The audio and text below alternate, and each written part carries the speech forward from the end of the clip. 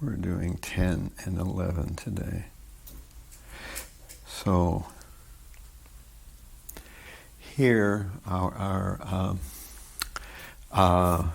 future sessions and our previous ones. So today we're on 222 interpretations. Next week will be Western philosophy. Then we have some more things beyond that. This is our session for today. Interpretations, understanding scripture. So this is number 10. We'll have, as we have been doing, a Gita excerpt. Then we'll talk about Siddhanta, or principle versus detail. We'll talk a little bit about Sādhu, Śāstra and Guru. And then we'll talk about plausibility, comprehensiveness, and self-consistency. This whole sequence of things that I'm trying to do here has to do with trying to place Bhagavad Gita in a context, in a sort of setting that makes it easy for people to see how it relates to other things. In our modern world, we've kind of come out of a culture which is very,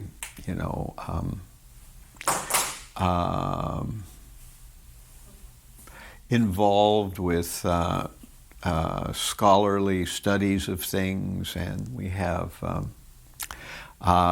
explanations of ancient literature in college level courses and in presentations on the media and other things. So these kind of things are kind of what we see, but we never stop to think that maybe our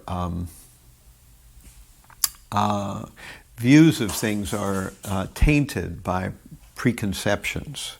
And so that's why I want to bring some of these things out, to make some of the way that we view Bhagavad Gita in a context that we naturally bring, as human beings. We grew up in a culture, and so naturally we bring certain things with us from that culture. And this is what I want to examine and highlight. And then when we get into Bhagavad Gita, we'll come back to many of these same points, but I want to touch on them here. Today, the main thing that I want to get across, one of the main items that I want to try to put across, is this important concept of what do we mean by an interpretation of Scripture. We have these books, and these books were written thousands of years ago. How do we know that these books were the original books? How do we know that somebody didn't fiddle with it somewhere along the line? How do we know that what they say is what the original people who created these writings, these literatures, how do we know that that's what they originally intended or what they originally meant? These are reasonable questions, and that's why I want to touch a little bit on that. And even as devotees, oftentimes we tend just to, in the very beginning, we want, we're very little bit touchy, little bit not very settled on various understandings, but after a certain point, we just kind of take everything on board, and, if it's coming from the right source, it's okay, and if it's not coming from the right source, it's not okay. But really, we need to understand how to evaluate things within the context that they're originally intended. And this is why Prabhupada made such a big thing out of as it is. He said this is Bhagavad Gita as it is, meaning that it wasn't his version of it. It wasn't Lord Chaitanya's version. It wasn't his spiritual master's version of it. This was the version that comes down through what we'll be talking about in a minute is a disciplic succession. So this is an important concept. So I want to move from this, and we'll first look at our Gita excerpt.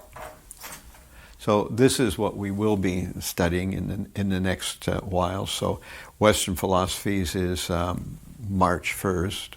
And then March 8th, we'll be looking at Bhagavad Gita through the lens of world religions. And then the last one of my introductions will be this one, Science, Supernatural, and Mythology, because I think that's an important one.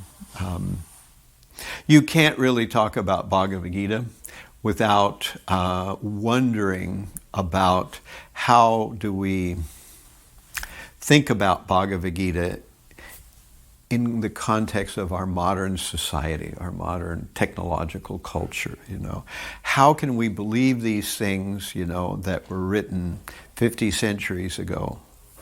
How can we put them into our everyday thinking, Do we just accept them? Are they mythology? Are they some kind of metaphor or analogy only?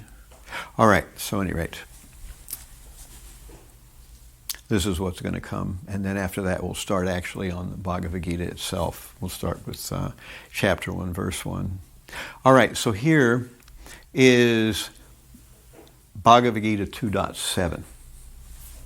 This is the second chapter of Bhagavad Gita. Arjuna has, as we see in this painting right here, Arjuna was getting ready to start the battle of Kurukshetra, and as he was starting the battle of Kurukshetra, he asked Krishna to roll the chariot between the two armies. So he did that. Krishna rolled the chariot between the two armies. Arjuna's looking at the people who are going to fight him on the other side. So that's Hare Krishna. So that's what's happening at this moment. Arjuna is actually witnessing the people he's about to fight with in the battlefield of Kurukshetra. And then he says, I'm not sure I want to fight. He's thinking that this battle is not just, that if I fight this battle, my karma will be ruined. I will kill people, and it's only for my own personal desire. So I shouldn't do this. But after telling Krishna 5 basic categories of reasons why he doesn't want to fight, he then says, but I'm going to ask you, Krishna, you tell me what you think I should do. So here is this verse, Karpana doshopahata svabhava pruchami tvam dharma samudra cheta yachtrayasyan nishchitam bruhitan me shishasteham shadimam tvam prapannam. Now I'm confused about my duty and have lost all composure because of miserly weakness. In this condition, I'm asking you to tell me for certain what is best for me. Now I am your disciple and a soul surrendered unto you. Please instruct me. So I'm confused about my duty. Arjuna is admitting that he doesn't actually understand what's the right thing to do. And he's saying, I'm going to act as your disciple now, Krishna. You tell me what you think is the proper thing in the situation that I'm facing right now. So he tells that to Krishna. And in this way, he goes from being on a friendly basis with Krishna to being on a student-teacher basis with Krishna. So this is an important moment. And in one sense, everybody in the world does something like this, There is no one who challenges every authority and, opens a book and says, how do I know if this book is telling me the right thing? They read a book about mathematics. How do I know if these equations are right? There's no one that thinks, how do I know that this is the way we're supposed to speak English? How do I know that this is what really happened in World War II? How do I know that this is the way that the geography of the world is really situated?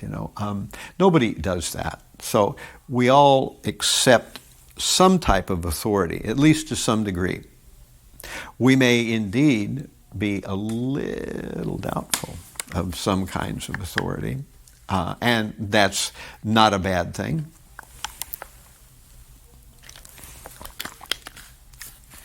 But we ultimately, to find out the real truth of spiritual life, we have to accept a spiritual master. But we shouldn't do so blindly, and we shouldn't do so just immediately when we see somebody.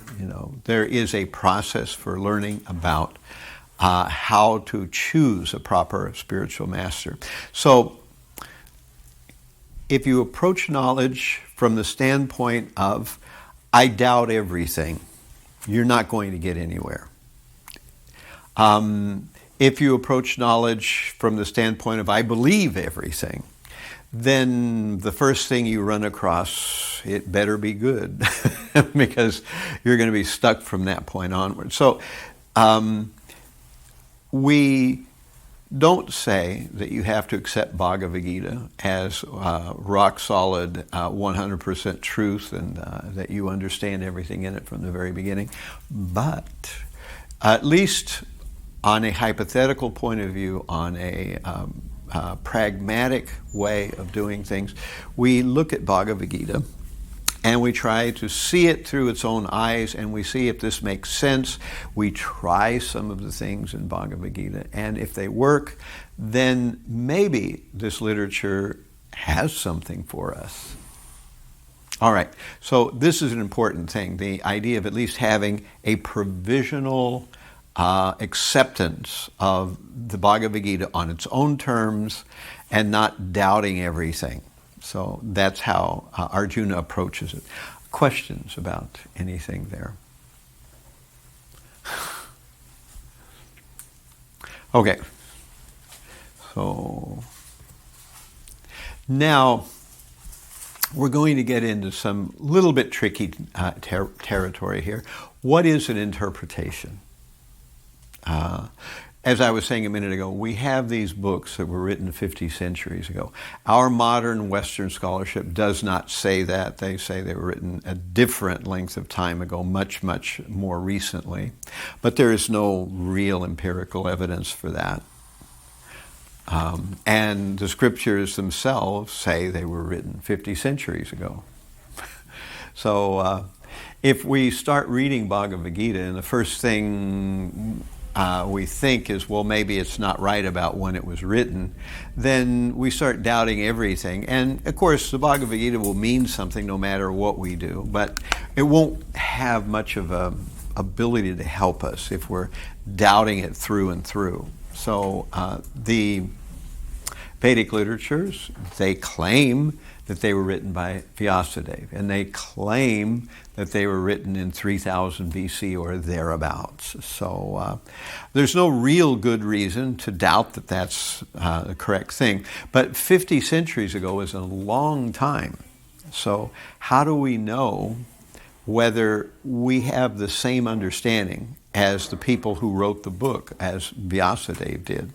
And on top of it, when we read these very ancient literatures, they're in a language we don't understand.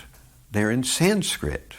And Sanskrit is a language that, I don't know, some really minuscule amount of people in the modern world can read. Of course, it uses the same characters as Hindi, but Sanskrit is a different language than Hindi. And the fact that most people don't speak either Sanskrit or one of the derivative languages means that we need a translation. How do we know if it's a good translation? And so we can see, how do we look at this Bhagavad Gita and know whether we've got the right thing or not? So a couple of things that we should be aware of is, first of all, this idea of direct meaning versus indirect meaning. In all languages, not just Sanskrit, not just English, not just any language you want to name, some words have more than one meaning. So the question then becomes, which meaning is relevant? I've used many times the example of the word bank. We can mean the thing where you go and you put your money, We can mean by bank the side of a river, which is a very different thing from the thing you go put money in. Or we can mean if you're in an airplane, you put one wing down, the other one up. Or if you're playing pool, you shoot a ball off the one of the sides. And all those things are meant by the word bank. In English, because we're native English speakers, at least some of us are, and others have acquired English, but we know automatically which one is relevant. We just sort through it, you know. If somebody says, meet me by the bank, and we've been downtown somewhere, and we've been running around doing something in the financial district, we're going to immediately understand that meet me by the bank means meet me by some bank that we were just at, you know, some building where people put money into it. We probably don't mean meet me by the riverbank. That's a different kind of bank. So similarly, in Sanskrit, many words have more than one meaning. And so we have to tease out which meaning is the appropriate meaning. And usually in Sanskrit, we accept the most obvious, the direct, the straight ahead meaning before we accept some secondary, metaphorical, kind of distant meaning. So let me give you an example here. We'll go try to do this quickly. So here is, here I'm not going to read this whole thing, but there's something called mukhya vritti, or primary meaning of a word, and then there's a secondary or metaphorical meaning, which is called lakshana. So the example used here is the Sanskrit word Gangayam Ghoshaha, which means cowherd village in the Ganges. Now, simple idea, but we know that people don't build villages in the middle of the Ganges. They build them on the side of the Ganges.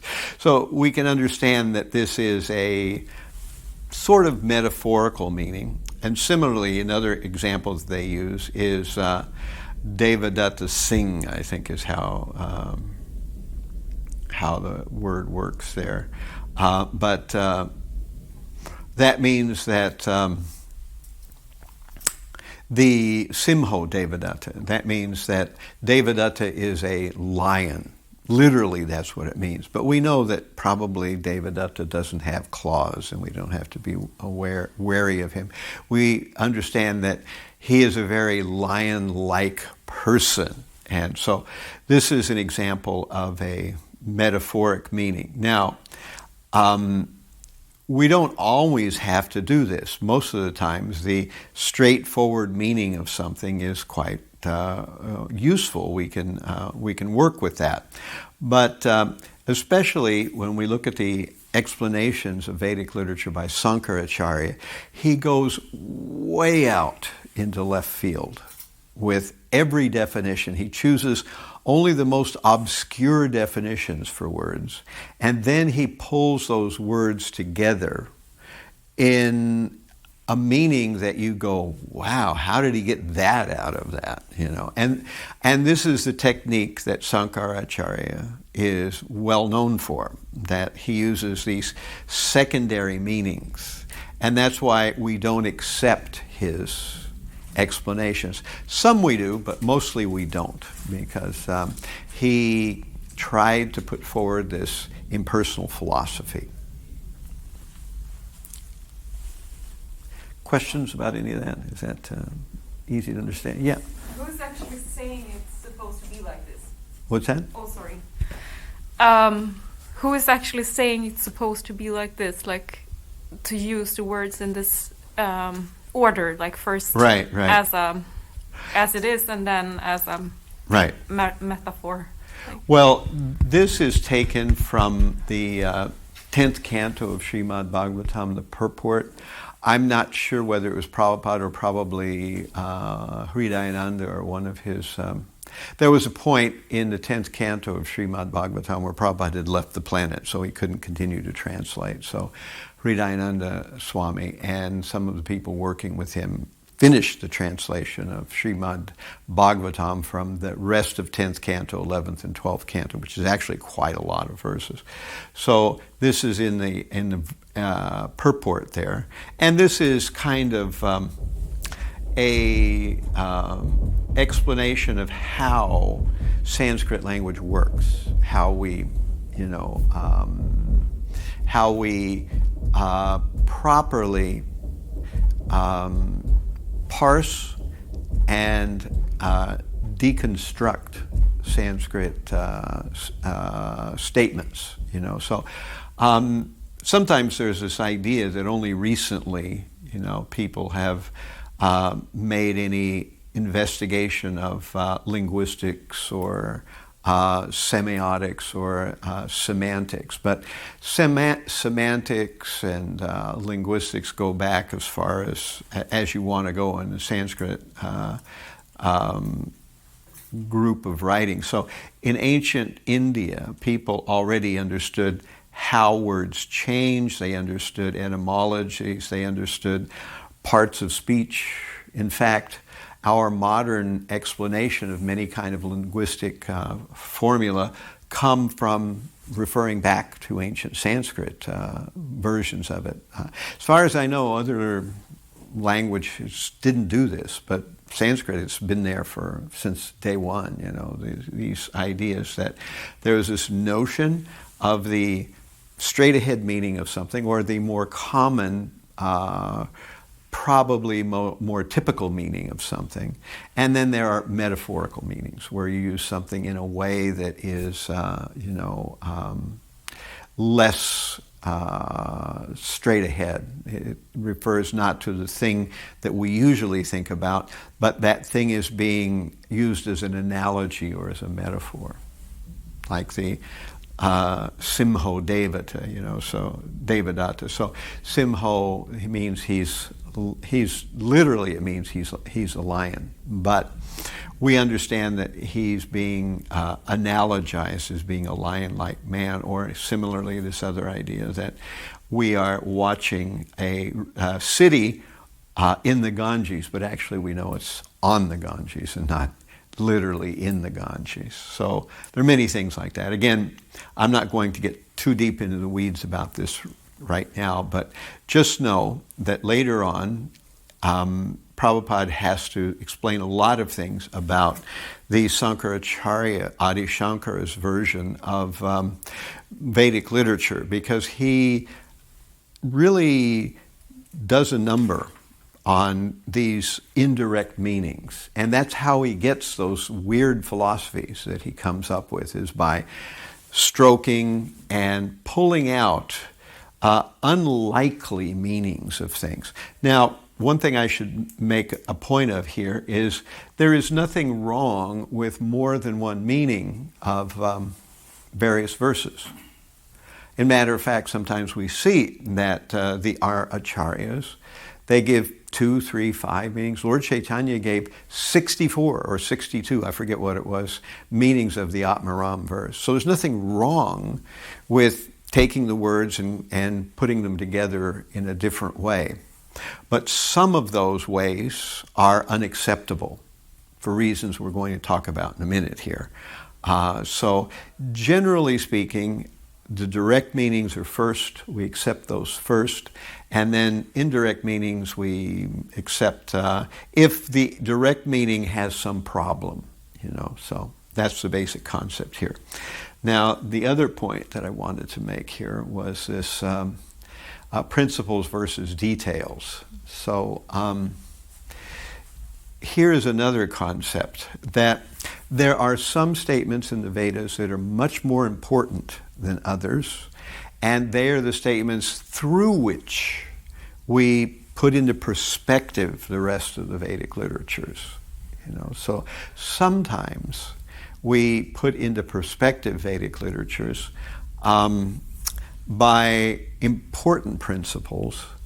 Otherwise, if everything has the same weight, then our philosophy becomes unmanageable very fast. You know, we discover that, well, is it like this? Is it like that? You know, and so here Prabhupada talks about, you know, he's talking about Rupa Goswami's Hari Bhakti Vilas, and he talks about how he mentions only the principles, not the details. For example, basic principles, one has to accept a spiritual master. Exactly how one follows the instructions of the spiritual master is considered a detail. So we find that here's the principle, one has to accept a spiritual master. How one finds a spiritual master, how one, you know, exactly serves the spiritual master. Those are further things, but one thing we know, and this is a key principle, we just talked about it with Arjuna accepting Krishna as a spiritual master. We just talked about that, and that is that Arjuna did that so that he could actually hear the Bhagavad Gita. And similarly, for us to really get spiritual knowledge, we have to accept a spiritual master, at least provisional. We can eventually do that in a formal ceremony, you know. So we accept one at least provisionally for some time, and then later on down the road, that provisional acceptance of a spiritual master comes to the point where one is convinced that one should go further than just provisionally accepting and actually accept a spiritual master. But that's for another time and another place. Questions about anything from that part?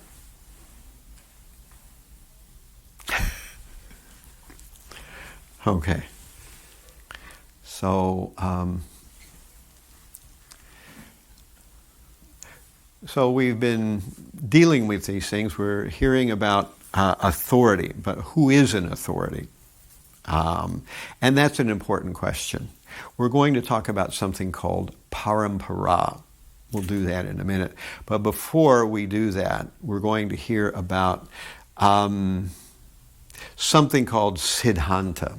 Now, I was mentioning before that some statements are more important, and we see the entirety of all other statements through the lens of those important statements. And this concept of Siddhanta is sometimes described as the harmonious thread that goes throughout the Vedic literatures. We could see the entirety of Vedic literature as just a huge assortment, a grab bag, a crazy quilt of various books, all about different subjects and about different methodologies, et cetera, et cetera. But the actual conception is that the Vedic literature has one final theme. It has one final process, and it has one final goal. These other things are just layers or steps on the way to that one final goal. It's not that you can do this, you can do that. It's not like a cookbook where you can make this recipe or that recipe or some other recipe, but it's a cohesive whole. And what this Siddhanta is carefully protected by three items: Sādhu, Śāstra, and Guru. So these three things reinforce one another. So we have a guru. A guru means we have someone who we trust, someone who is following the literatures and living according, of the principles that are in the Shastras. So he's not just doing one thing and saying another. He's not talking some nice, very moral and important philosophy, but actually in his own life he's living some other kind of way. So that's not what a guru is doing. He's living according to the teachings that he speaks. So we have a guru, he's our personal guide. Then we have sadhus, which is the whole group of gurus of that same particular type of orientation. And then we have the literatures themselves, the Shāstras. So it's not possible just to understand one of these things in isolation. We have to understand all three together. And if someone just focuses on Guru, there's certain kind of problems that they'll have. If someone just focuses on Shāstra, there's other problems that they'll have. If someone just focuses on the Sādhus, there's other problems that they will have. So the Guru is the personal guide, and the Guru comes from a category of people with the same basic outlook. We talked about last week with Hinduism, we talked about that there are Shaivites and Vaishnavas, and there's Shakta worshippers, and there's Advaita Vedantins. These are very different religions, and although they all come from India, these different religions have very different teachings. And if you find a sadhu in the Shaivite community, that means that you will have a very different understanding of Bhagavad Gita than if you find one in the Vaishnava community. And similarly, if you have an Advaitin guru, one who believes in the Brahman only, then you'll also have a very different view. So this school, we could call it a school, or we could call it a category, or a association, not only in the present. Not only do these sadhus exist today, but this is a class of sadhus that go back in time through many centuries. So this is what's different about the Vedic literature, particularly the Vaishnava tradition, is that we have this stretching of the same basic siddhanta, or the same conclusion, not just in one person, but that person is part of a group, and that group has the same conclusion as that one person has, and that group has the same conclusion as that same group did 100 years ago, as that same group did 1,000 years ago. So that's the continuity that goes through. So this is what we mean by Paramparā. We'll talk about that in a minute, but right now just exploring the idea of Guru, Sādhu, and Shāstra. So we read Shāstras, and the Guru isn't making up what he's saying as he goes along.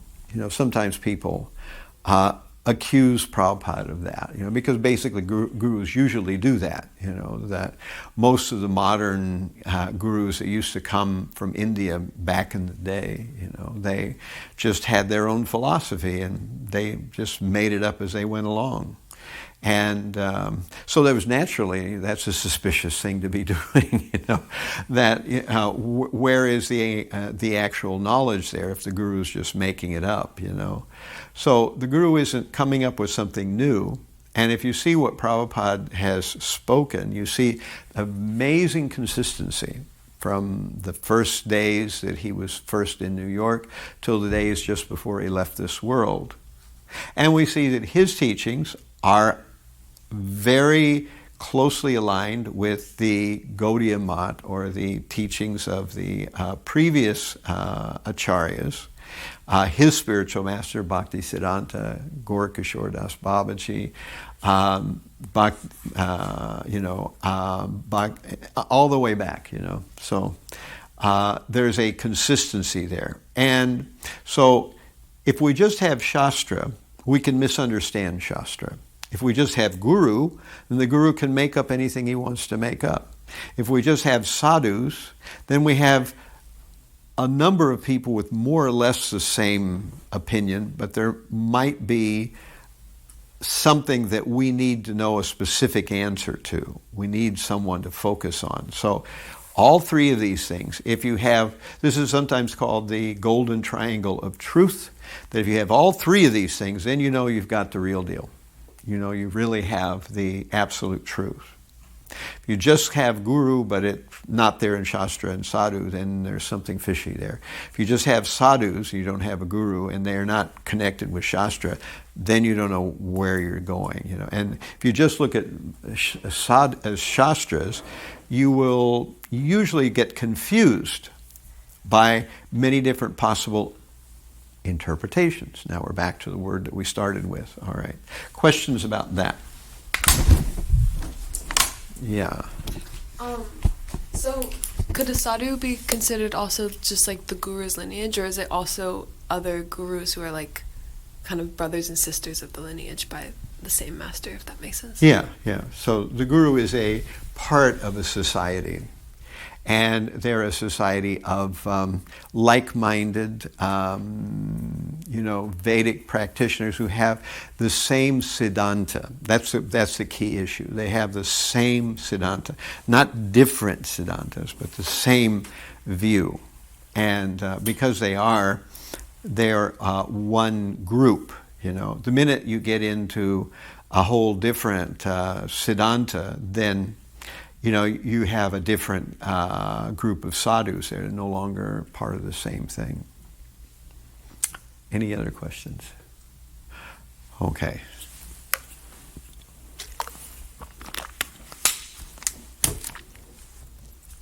So here is our disciplic succession. This is on the far left here, A.C. Bhaktivedanta Swami Prabhupada. Then we have Bhaktisiddhanta Sarasvati. Then we have, here is, I believe, Gaura Das Babaji. Then we have Bhaktivinoda Thakur. And then we have Jagannath Das Babaji.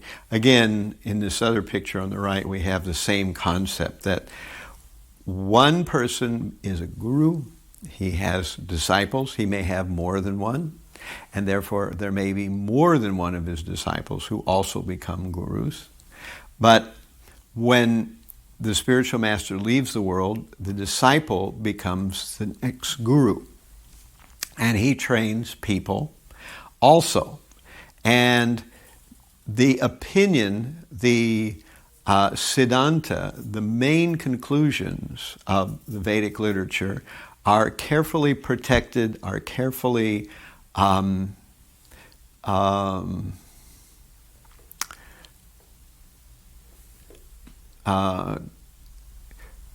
not dissipated or distorted by being passed down. The analogy is sometimes given of a person who has a ripe mango on the top of a tree. So if you drop a ripe mango from the top of the tree, it'll splat on the ground.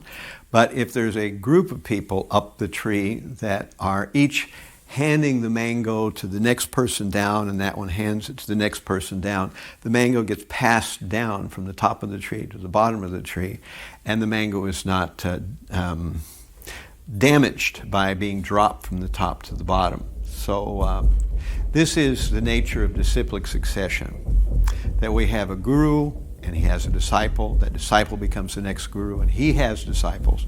And then that disciple becomes the next guru and has disciples, and so forth and so on. And in each case, the same Siddhanta, the same overall conclusion is preserved. In Western philosophy, the common thing is that each iteration, each generation of philosophers has some problem or issue with the previous group of philosophers. However, in the Vedic system, the disciple has to have the same understanding, the same basic overall view of things that his spiritual master did. And that way we know that this is a unbroken disciplic succession.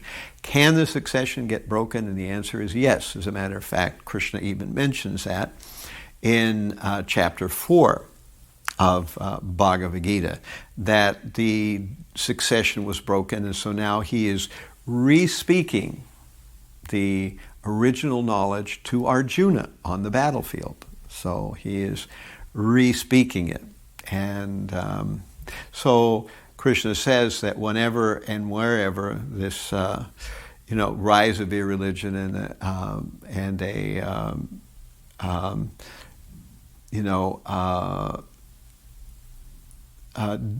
are these kind of difficulties that occur, then at that time he comes to either himself to revive the pure knowledge in an undistorted way, or else he sends a representative to revive the knowledge in an undistorted way. Question about that? Yeah. I don't know, maybe this is... Oh. Yeah, maybe this is like off topic, but I was just wondering why Bhaktisiddhanta Saraswati Thakur didn't take initiation from his father, Bhaktivinoda Thakur. Right. And why did he? Because that seems like would have been simple or easy Yeah, it would have been. thing. Seems like it would have been the Yeah. logical thing to do. So why did he go to Gorkishore Das Well, Babaji? For some reason, Thanks. in Vaishnav tradition, usually a parent does not initiate their children. It has happened, but generally it doesn't happen that way. So Bhaktivinoda Thakur really made a point of suggesting to his son, Bhaktisiddhanta Saraswati, to take initiation from Gaurkishore Das Babaji. He made a point of that. And so eventually Bhaktisiddhanta Saraswati did take initiation from Gaurkishore Das Babaji. And this was... What was the point? Well, I'm not explaining it any deeper than that, because I don't know anything further than that, other than that's the way the tradition generally works. But what I was making a point of there by the point was that Bhaktivinoda Thakur was the one who first suggested that Bhaktisiddhanta be initiated by Gaurkishore Das Babaji.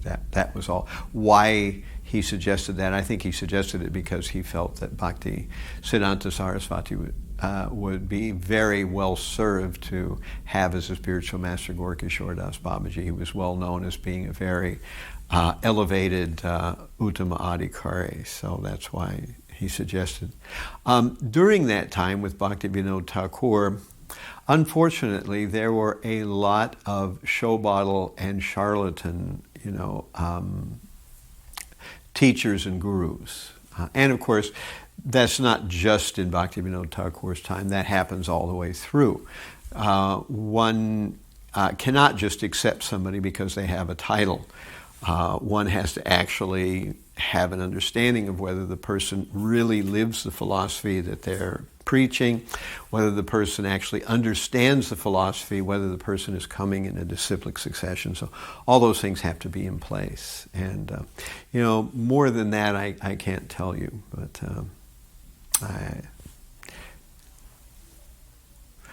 all right, so now this is what I put forward as the ultimate test. So we can say that we have Bhagavad Gita or Bhagavatam, and we believe it because it's part of a group of people that come from a Paramparā, have commented on it in the same way as the way we have it today. We can say that our spiritual master taught it to us, and he's part of a disciplic succession or a part of a group of people who are sadhus that all believe the same thing, and it appears to be harmonious with what's written in Bhagavad Gita itself. We can say that we have tried to, as much as possible, stay with the simple, definitions of the words, and we haven't gone out in the left field with very bizarre and unusual definitions. So what's the final test? The ultimate test is that if you employ Bhagavad Gita in your life, then you will find that it has these four things, and for that matter all Vedic literature, that it's plausible, it's comprehensive, it's self-consistent, which you cannot say for other philosophies. This is a good benchmark of philosophy, even if we throw away all this information that we just talked about whether something is for sure the same way as it was 50 centuries ago, whether or not we've used the right meanings or not, whether it comes from a disciplic succession or it doesn't, whether the person lives by standards or he doesn't live by standards. Even if we put all that aside, the one thing that stands out about the proper understanding of Vedic literature, particularly Srimad Bhagavad Gita, is that if you put it into practice, it works. And it's been working for a long time. There are people who have studied the Bhagavad Gita in the proper association, and their lives have changed. We see that ISKCON, over some, 30, 40 years, has distributed millions of Bhagavad Gitas, and out of those Bhagavad Gitas, many people have actually become devotees by reading the Bhagavad Gita and putting it into practice. You cannot say that about the other versions of Bhagavad Gita. For that matter, we can look at something like Socrates. Here's a philosopher. Okay, Socrates had some good ideas. I mean, who lives their lives according to a Socratic method these days? Not many people are full-on, followers of Socrates or Aristotle, or for that matter, Kant or Hegel, God forbid, or any of these other people, then these things show that this philosophy had its moment in its time where people paid attention to it, but now it's just kind of something people study when they have to go through courses in philosophy or history. When you go to a college course on philosophy or history, you're going to have to learn about Kant and Hegel and people like Socrates and Plato and Aristotle and those people. But few people base their lives on that. However, people are basing their lives on Bhagavad Gita. And Bhagavad Gita goes to 50 centuries ago. I mean, what other book does anybody read that's 50 centuries old and, still has some relevance at all, other than just as a curiosity, certainly people do read books out of the curiosity of what ancient peoples might have said or thought, but this is very different than that, So it's by putting Bhagavad Gita in, even if you don't do it completely, even if you aren't able to do it perfectly, if you try to put Bhagavad Gita's principles into your life, you'll find that they work. And you'll find that Bhagavad Gita and Bhagavatam, they talk about everything that human beings have to face or encounter. They don't leave out half the stuff.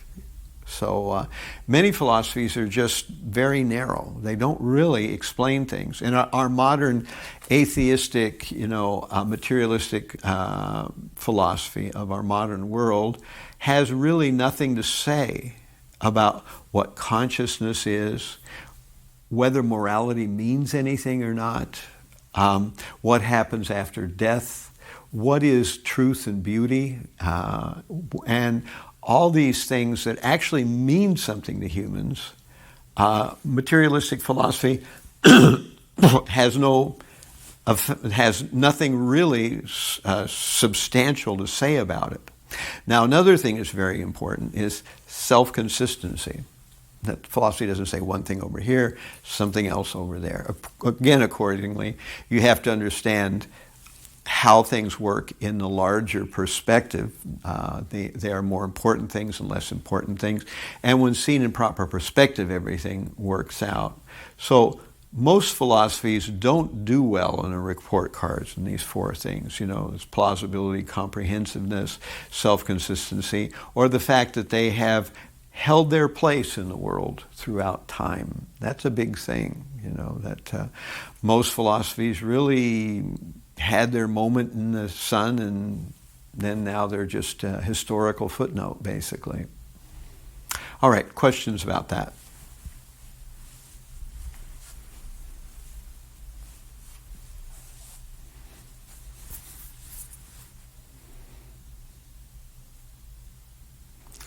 So this is the end of our first section.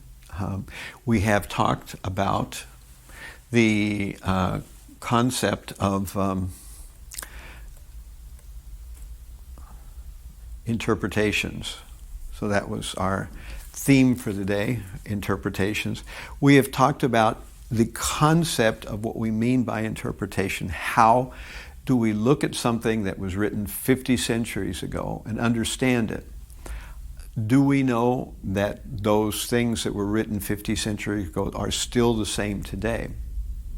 Now, Bhagavad Gita, of course, was written in verse form, 700 verses long. And there's a meter to it, and people have been reciting it for 50 centuries. So if they've been reciting it as a poetic form, then as far as I know, I've never run across any group of people who say that, well, at one time it used to be like that and now it's like this, because poetry is kind of like, a crossword puzzle, or like a regular puzzle. It only goes together in one kind of way. So as far as I know, there has been no changes in the poetic flow. And again, even if there were some changes in the actual words, we still have this disciplic succession that has the same understanding. So that's where the real key is. If we have the same understanding and that stays with us, then we know that we are looking at things the same way they looked at those same questions 50 centuries ago. The important thing is that there's a consistency, and this can be maintained. Of course, it's maintained partly because it's the written word, but it's maintained partly because it's the memorized word, and it's maintained partly because it's a poetic word, so it has not only a logic to it, but it also has a meter and a rhyme to it, so that's also there. These are things that help it from becoming distorted in some way or another. So interpretations are important, and sometimes the word interpretation is used in a pejorative way, meaning that we have tried to twist some false meaning out of the scriptures. That's not what we mean here, but there is also a bona fide understanding of scriptures. And as we said a minute ago, that one can have the more than one meaning of a particular verse, and more than one meaning can also be okay. But some meanings are unacceptable, and the reason that they're unacceptable is because they violate the Siddhanta. They say something that is not in keeping with our main overarching theme.